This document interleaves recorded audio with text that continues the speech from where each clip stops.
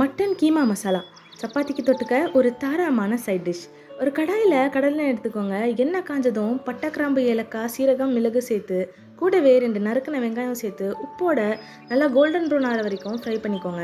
இதில் 1.5 table spoon இஞ்சி பூண்டு சேர்த்து இது நல்லா பச்சை வாசனை போகிற வரைக்கும் வறுத்தெடுத்துக்கோங்க. இப்போ இதில் 1/4 கிலோ மட்டன் கீமா எடுத்திருக்கேன்.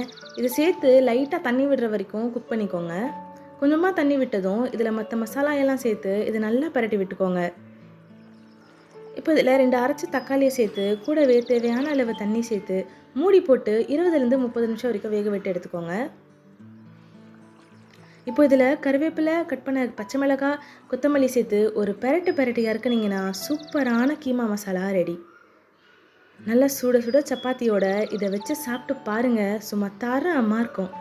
இந்த வீடியோ உங்களுக்கு பிடிச்சிருந்ததுன்னா லைக் பண்ணுங்கள், கமெண்ட் பண்ணுங்கள், ஷேர் பண்ணுங்கள் அண்ட் மறக்காமல் நம்ம சேனலுக்கு சப்ஸ்கிரைப் பண்ணுங்கள். தேங்க்ஸ் ஃபார் வாட்சிங்.